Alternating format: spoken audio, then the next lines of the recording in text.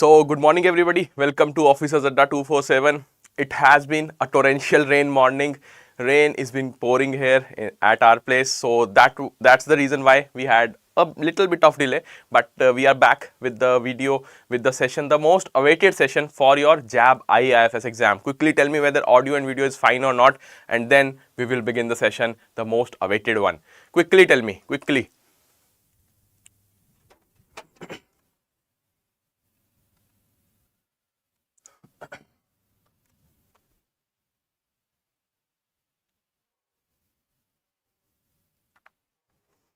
Is it fine? Audio, video, okay? Let's begin. So the first question in front of you, let us see what is the answer from your side.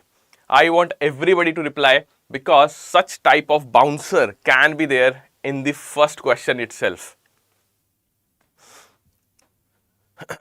Yes, Priyanka, bilingual in the evening. What will be the right answer? Quickly tell me.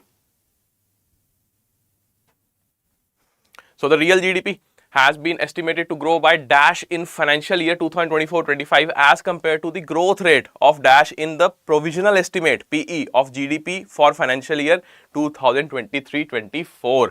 I hope that most of you are aware that what is the range between which the real GDP is here and estimation is also there in the real GDP. What is the estimation? What is the real GDP in actual? All these numbers you must know being a student of Indian economy. Okay, so the right answer is what? Option A, 6.4%, and your provisional estimate, according to the provisional estimate, the growth rate for the financial year 2023-24 was 8.2%. Fine, good. Everybody is answering as A. That is good to know.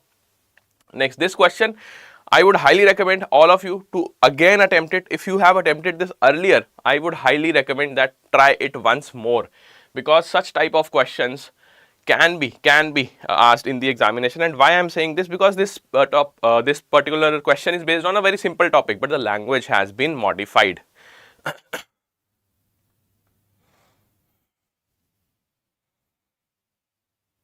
So yes, Sai Priya, Sri Harsha, Srinivas, then we have Amita Prasad, Geetak, Sulochana, Vandana Sinha, Swati, all with A for the first question. Second one, we are talking about the informal and unorganized sector. If you know the difference between organized and unorganized sector, this question is a cakewalk. You can easily solve this type of question.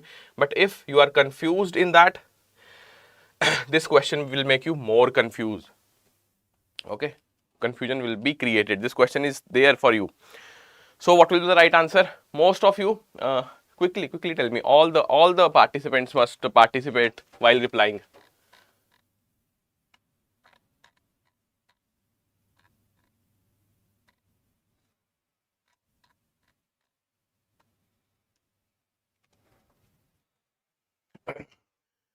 Good morning, Nabandita. Okay, Kundan, good. C is the right answer. And what is the keyword? How we are approaching this particular question? We are just eliminating all those things which says that you are working in an unorganized sector. We have to eliminate that only. If you have eliminated that and then answered the question, kudos to you. You have reached that optimum level that how you should approach the questions. Fine. C is the right answer. Data entry operator working for a large publicly listed software company on a contractual basis. See, contractual basis does not mean that you are under the unorganized sector. Fine. Unorganized sector means that you do not have any kind of registration with the government. When we talk about India, with the government of India, without access to company provided health insurance or retirement. We don't care about that. Fine, initially when somebody is on the contract, but working in the formal sector, in the, you can say, organized sector, then they are obliged with the medical facilities, perks, requisites afterwards as well. So C will be the right answer. The first statement, second and third, and your fourth statement is wrong. Why? A, B and D is wrong. Why? Because in the first one, the particular worker is working in unregistered, under the unregistered contractor. That is a red flag for our organized sector. Then second, the option B, why it is wrong? Because you do not have any government registration. Again, the complete opposite of the definition which we have read. D statement is saying the domestic worker employed in a private household, the prime example of unorganized sector is what? That a domestic help working in the household. So C is the right answer. I hope that question is clear to you. Question must be clear to you. Do not get confused with this NCUS categorization. Ultimately, this categorization is for what? For the unorganized sector only. It defines the definition, or you can say what is the sector, what does the sector pertains to when it comes to the unorganized one. Fine. Okay. So since most of you have given the answer as C, good. NCEUS, if you want to know last minute preparation, National Commission for Enterprises in Unorganized Sector.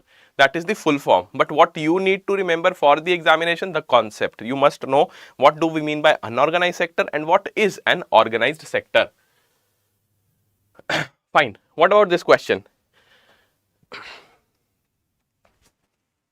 A question based on sunrise sector. So whenever we are talking about the sunrise sector, we have 2 or 3 keywords in our mind. If you also have those keywords, this question will become easy.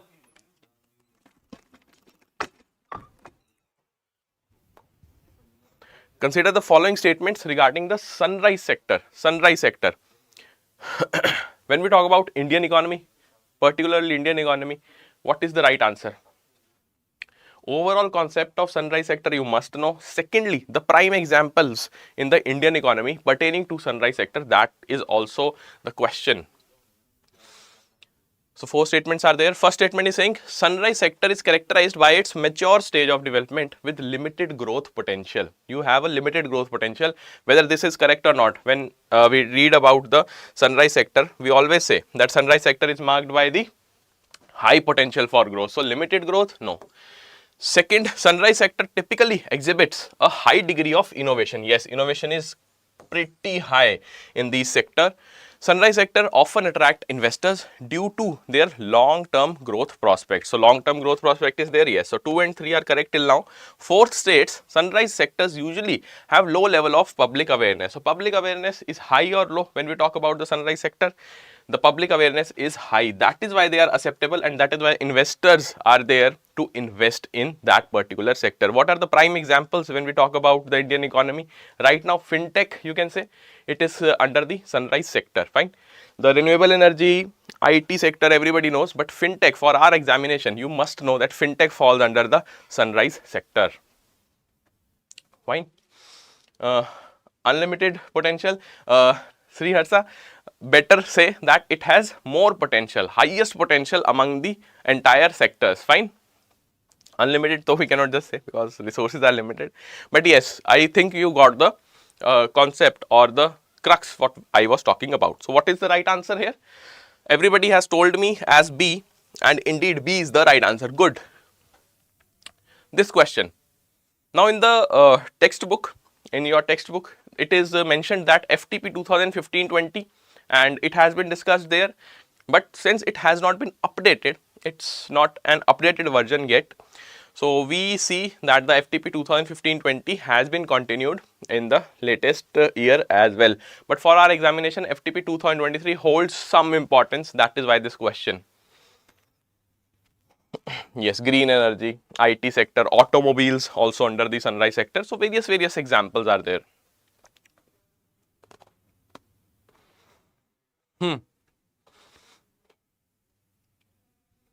I hope the students of our batch, they are having no trouble whatsoever, and all of you who have joined also on the YouTube, they are also in a position to solve this particular question. If you have any kind of doubt, anybody has any kind of doubt, feel free to ask me the doubt, because we are here to address every doubt. We want all of you to crack this exam on 4th of May. So what is the full form of SCOMET? When we talk about SCOMET, what is SCOMET? Basically, from where the SCOMET is originating. SCOMET originates from, it originates from where? From the FTP 2023, right? That is the basic, you can say, policy document where SCOMET policy has been mentioned. And FTP 2023 has what? It has four pillars, out of which we need to remember only one, that is SCOMET. And SCOMET is under which pillar? SCOMET is under the emerging areas pillar. Fine. Emerging areas is the word which you must remember when we are talking about your FTP 2023. Emerging areas talks about the e-commerce products along with the SCOMET policies. So SCOMET policy is what? Special chemicals. There are certain chemicals for medicinal usage, plus for food industry also we have certain chemicals, for your metallurgy departments also.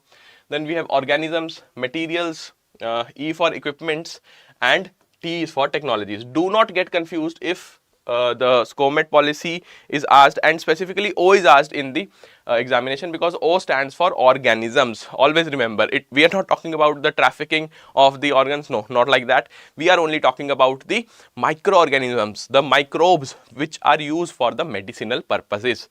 Fine. So SCOMET, I hope that everybody knows. Now one extra question, one bonus question for all of you from this particular session is that what is the India's, you can say, projection that our export should be this much by 2030 when we talk about the FTP 2023.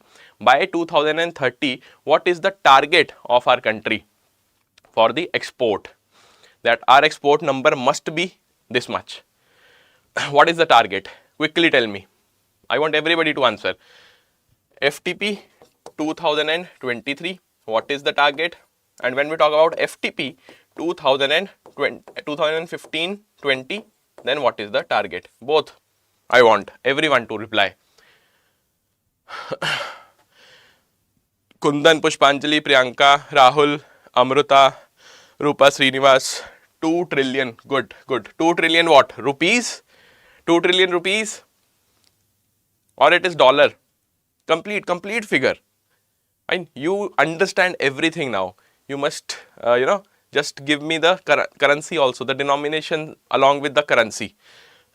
Then 2015-20, what will be the right answer? It is 900 billion. Good, good. So this is the difference. FTP 2023, 2 trillion, here 900 billion. So where are we lying right now? Right now when we talk about the export potential of our country, we are somewhere around 750, 780 zone. Fine. Yes, US dollar. Good, good. So 2 trillion USD for your FTP 2023. For your FTP 2015-20, it is what? It will be 900 billion USD. Fine, good. So that's good to know. Most of you have replied, but I want everyone to reply. See, this session will be fruitful when everyone participates, everyone asks the doubts. We are here to address everything, do not worry. Okay. Next, quaternary sector. Quaternary sector. Now, such questions have been asked in the examination. Last time we have seen what is the meaning of quinary sector. So, expected question, you can say, the quaternary one. Quaternary sector, quickly.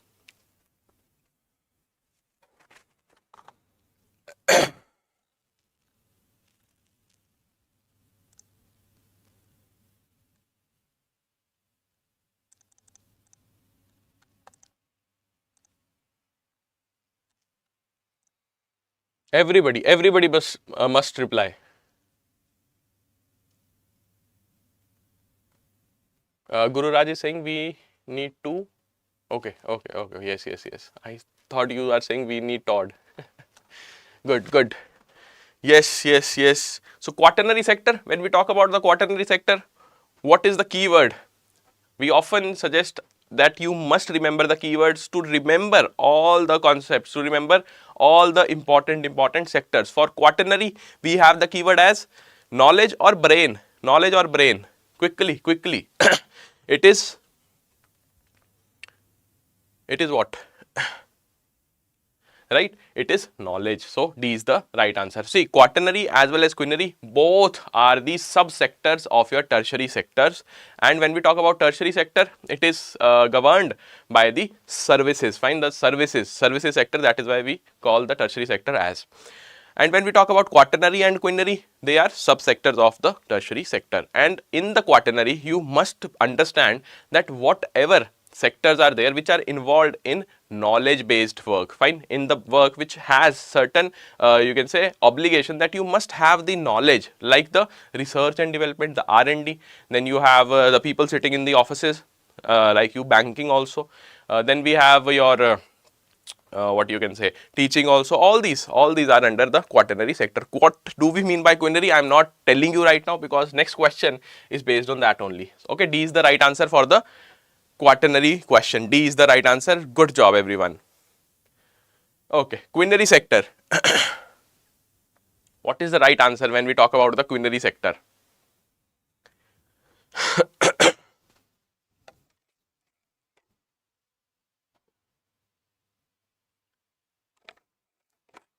Okay, Gururaj, if you have to leave by 7:30, I would highly suggest that till then do watch every question, because discussion is elaborate here in these sessions, fine, and you will find something new, or if you have already studied everything, I would highly suggest that you should revise.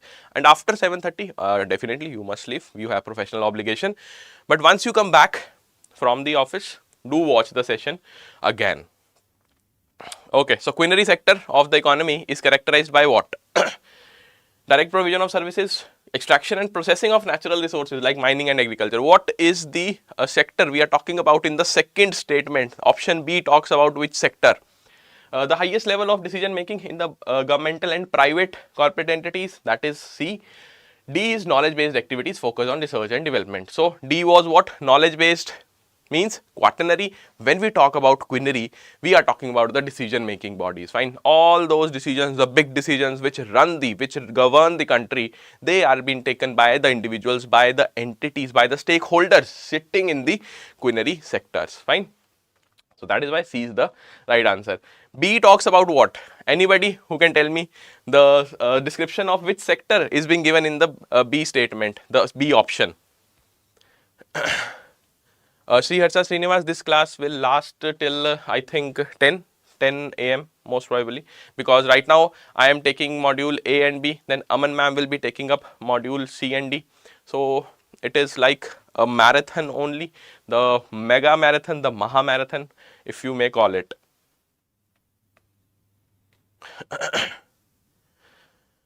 Okay, so extraction of processing of natural resources like mining and agriculture. This is what? Do let me know in the comment sections. Fine. Consider the following statements regarding the MSME sector in India. Now see, we will look into the easy questions also. Everywhere they are floating in the market, the easy questions. But when we talk about the IIFS exam, we must focus on the statement based questions. This question will test you in that particular domain.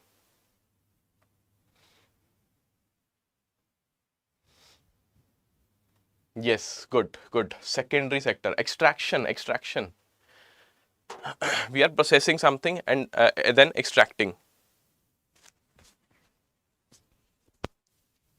Extracting and then we are processing that particular product. Okay, focus here, MSME. So the statement says that despite its significant contribution to manufacturing output, employment, the MSME sector's impact on India's overall GDP remains relatively minor and does not position it as a primary driver of the economic growth. So if you have discussed elaborately the concept of MSME, if you have studied it elaborately, then you would be able to understand that whether the contribution of MSME is huge or not in the GDP and what is its actual potential. So what is the right answer here? The statement is entirely accurate, partially accurate, entirely inaccurate, or again partially accurate. So you must be in a position to say that whether this statement, the first statement, the initial remarks, they are correct or not. If you have understood this statement, question becomes very easy. Okay, so I am seeing most of you answering as C. The statement is entirely inaccurate as the MSME sector contributes a substantial portion of the India's GDP, making it significant driver of economic growth. and the correct answer is option C only. Why it is that? Let's see why it's like that.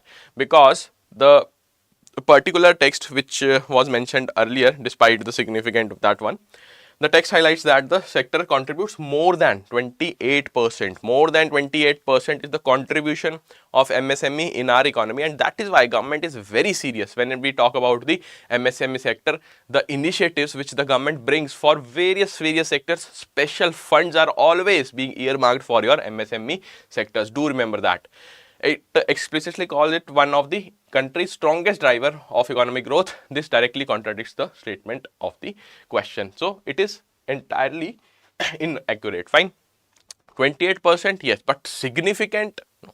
You cannot just say that it is having huge potential and it is not contributing in any sense. It is contributing in some sense. Fine, in some sense it is contributing. And when we talk about the contribution, what is the contribution?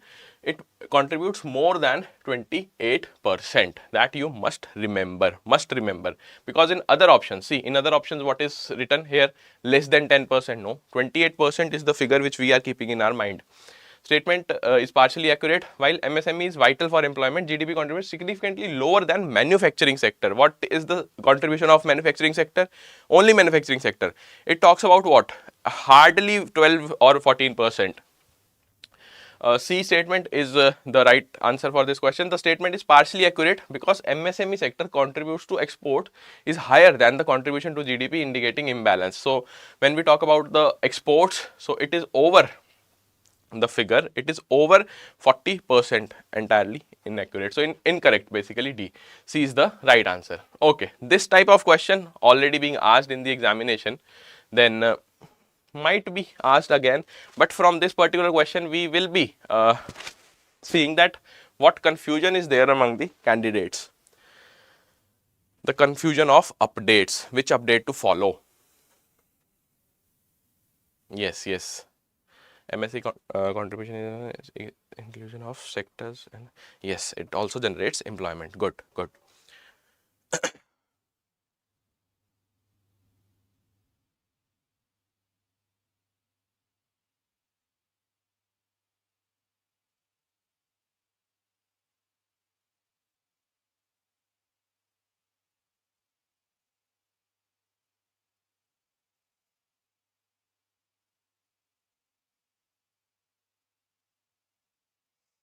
Quickly. See, you have to see the correct ratio. You have to tell me the correct ratio between the minimum investment on plant and machinery when I talk about the small and medium enterprises. So, in the classes we see what? MSME. So, 1, 10, 50. That is what? That is the investment. And when we talk about turnover, we just multiply by 5 all these. Multiply by 5. You will get turnover as 5 CR. Then for small it will be 50 and here it will be 250. Okay. So, this will be what? This will be the investment and turnover limits for MSME when we talk about micro, small and medium enterprises. So, the question asks us that what is the ratio of your minimum investment. So, you have to focus where? Here. Investment in the plant and machinery for small enterprises to medium enterprises. Small enterprise to medium enterprise. That is the question in front of us. Okay, as per the latest development. As per the latest, you can say, definition of MSME. Fine. So, latest definition, when we are talking about the ratios question, what do you think? In the latest development, when we are talking about the union budget, let's suppose the latest one, here the multiplier was what? 2.5 in union budget 2025 presented on 1st Feb and implemented. This limit has been implemented from 1st of April. Then multiplier here was what? 2 twice. So, even if you are asking, the IIBF is asking you with the ratios as per the latest one or previous one, the ratio will remain the same because ultimately these factors will nullify. Okay, I hope that you understand this point. Okay, fine. So, what is the right answer here? It is option B, 1:5. Everyone is telling me the right answer. That is good to know. Here for your reference, I have attached the screenshot of the old definition from since 2020 till your 31st March 2025, from 1st April 2025, this is the definition. This we have seen here. This is the multiplier, what I was talking about. This 1, 10 and 50, you just have to multiply 2.5 because government sees potential in the sectors and it has increased the limit for the investment by multiplier factor of 2.5, and for turnover it has done the same by multiplier factor of 2. Okay. Do remember these things. These are important for the examinations because we are talking about the unit number 4, priority sector lending, and second one, the most important one, is the MSME limit only. Okay. Now you have to consider a particular scenario. We are talking about a particular, you can say, situation which is being talked under the globalization chapter of your syllabus. And since all of us know that the TT, the trade tariffs are happening, they are going on right now across the globe, we can expect one question this time. What is the right answer here? See, if you know the keywords, a very simple question. Otherwise, you will spend more time on this than expected. So, consider the scenario where a country aims to protect its domestic agricultural sector. Which of the following combinations of the protectionist measures as described in the image will be later on displayed here, would most directly impact both the quantity as well as quality of imported agricultural goods? Fine. I have eliminated the image because otherwise the question would have been very easy. Everybody could have answered it. To make it tough, okay. Fine, quality as well as quantity. So when we talk about quality and quantity, we are talking about what? Import quotas or something else. There are 3 types of protectionist measures in front of the governments of various countries. First one is your tariffs, the taxes. Second one, the import quotas. Third one is what? Third one is this only. So you are limiting the quality along with more or less the quantity as well. Fine. So SPS measures, sanitary, phytosanitary measures. What is the right answer here? Quickly. Correct answer is option B. You are implementing strict sanitary, phytosanitary regulations on the imported agricultural goods by enforcing the low import quotas on staple crops. Okay. Do remember quality as well as quantity, phytosanitary and sanitary measures. Okay, this is the image. So if I would have placed it directly there, then no sense. Fine. So protectionism, there are 3 types of protectionism. Do remember tariff, then we have import quotas and non-tariff barriers. Non-tariff barriers, as you can see, non-tariff means we are not talking about taxes at all. We do not want to be indulged in the taxes. How we are limiting then the supplies? We are limiting via the quality. We are ensuring that the quality standards of our country has been met by the exporter or not, the exporter of the other country we are importing now. So sanitary and phytosanitary measures, plant and health regulations, all these things come under your non-tariff barriers. Do remember, in the tariff barriers, you will be talking about the taxes. In the import quotas, you are only limiting the quantity. Only the quantity you are limiting. Fine, that we will buy only 100 units of this type of apparel from your China or USA, from wherever you want to trade, but not 101. Okay, we are very clear that our quantity which we will be importing is only 100, not even 101. Fine. And what is the prime example when we talk about import quotas for India that India has implemented? That is your from Make in India scheme. Make in India scheme has been criticized across the globe for this particular reason only, that you are promoting protectionism. Okay.